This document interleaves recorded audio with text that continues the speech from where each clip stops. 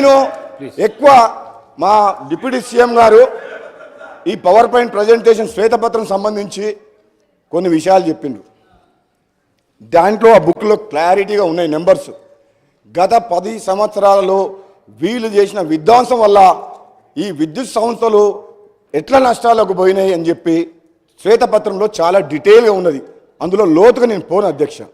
అదేవిధంగా ఈ మంత్రి గారు మాట్లాడిన మాటలు విన్న తర్వాత గౌరవ ముఖ్యమంత్రి గారు కూడా యాదాద్రి పవర్ ప్లాంట్ విషయంలో కానీ భద్రాద్రి పవర్ ప్లాంట్ విషయంలో అవుట్డేటెడ్ టెక్నాలజీ తీసుకొచ్చి ఏ విధంగా మనకు 4 రూపాయల యూనిట్ దొరికే పవర్ని 6-7 రూపాయలకు పోయిందో వాళ్ళు చేసిన తప్పిదం మీద, అదేవిధంగా ఛత్తీస్గఢ్ తోటి మనం ఒప్పందం చేసుకొని సకాలంలో డబ్బు చెల్లించకుండా ఈరోజు బయట ఎక్కువ రేటుకు ఛత్తీస్గఢ్ అగ్రిమెంట్ కాదని చేసిన పొరపాట్ల మీద ఎంక్వైరీ చేస్తామని చెప్పి చాలా డీటెయిల్గా చెప్పారు అధ్యక్ష. వీళ్ళ భవిష్యత్తు ఎక్కువ రోజులు ఏం సమయం పట్టదు. మీరే ఎంక్వైరీ ఆర్డర్ ఇచ్చిండ్రు, ముఖ్యమంత్రి గారు ఆదేశించిండ్రు. దర్యాప్తు సంస్థలు ట్రాన్స్పరెంట్గా బయటకు వచ్చిన తర్వాత వీళ్ళ గురించి ఇప్పుడు ఆలోచించుకుంటే జాలేస్తుంది, బాధ అవుతుంది. రాబోయే రోజుల్లో వీళ్ళ పరిస్థితి ఎట్లుంటుందని చెప్పి భయంకరమైన పరిస్థితిలో మీరు నెట్టబోయబడతారు.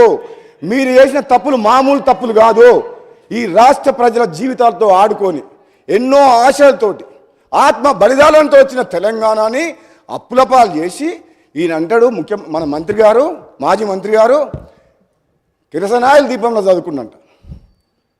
ఈ కిరసనాయిల దీపంలో చదువుకున్న మాజీ మంత్రి, కిరాయి ఇంట్లో ఉన్న మాజీ మంత్రి 2014లో ఈరోజు నాగారం తుంగతుర్తిలో బంగ్లా కట్టి 1000 కోట్లు ఎట్లా సంపాదించిన అధ్యక్ష? ఎక్కడికి వెళ్ళి వచ్చినాయి అధ్యక్ష? రాష్ట్రాన్ని అప్పుల్లోకి నెట్టేసి ఈ పవర్ మినిస్టరు విద్యుత్ సంస్థలను అప్పుల్లోకి నెట్టేసి ఈయన మంత్రిగా మాత్రం భూములు, ఇసుక మాఫియా 1000 కోట్లు దోసుకున్న చరిత్ర ఈయనది మాకు చెప్తున్నా అధ్యక్ష. మరి అన్ని మాటలు నన్ను అన్నప్పుడు నేను మాట్లాడగా అధ్యక్ష, నన్ను పార్టీ మారినవని అధ్యక్ష అన్నాడు అధ్యక్ష. ఈ పార్టీలో ఉన్నా ఆ పార్టీలోకి పోయినా ప్రభుత్వ వ్యతిరేకంగా పోరాటం చేసి నా ఆశయం లక్ష్యం ఒకటే అధ్యక్ష, ఈ కుటుంబ పాలన పోవాలి, నియంత పాలన పోవాలని తెలంగాణ సమాజం మొత్తం తెలంగాణ ఇచ్చిన కాంగ్రెస్ పార్టీ వైపు చూస్తే మళ్ళీ కాంగ్రెస్ పార్టీకి వచ్చిన మీకు అర్థం కాలేదా? నాలాంటి వ్యక్తి మళ్ళీ వాపసు వచ్చిందంటే మీ పని అయిపోయిందని మీకు అర్థం కాలేదా? నేను వచ్చిన తర్వాత మీరు అటుపక్క పోయిన మాట మర్చిపోకండి. పార్టీ మారింది ప్రజల కోసం. ఆనాడైనా ఈనాడైనా ప్రజల పక్షాన నేను గొంతు విప్పింది తప్పితే వీళ్ళ పదవులకు డబ్బులకు ఆశపడే వ్యక్తులం కాదు. మీలాగా వంగంగి దండాలు పెట్టి జీవుతులని చెప్పి మీ మాజీ ముఖ్యమంత్రి గారి దగ్గర పదవుల కోసం నోరు మెదపలేని వ్యక్తులు అధ్యక్ష. వీళ్ళు నిజంగా ఒక్క మాట చెప్తా వీళ్ళకు అధ్యక్ష. ఈరోజు విద్యుత్ సంస్థలు కానీ నీటిపారుదల ప్రాజెక్టులు కానీ ఈ మంత్రివర్యులు, ఈ ఎమ్మెల్యేలు, అధికారులు ధైర్యంగా మాజీ ముఖ్యమంత్రి గారి దగ్గర ధైర్యంగా చెప్పలేకపోయారు కాబట్టి ఈ అనర్థం జరిగి ఈ రాష్ట్రం అప్రపాలైంది. మీకుందా ఆ ధైర్యం?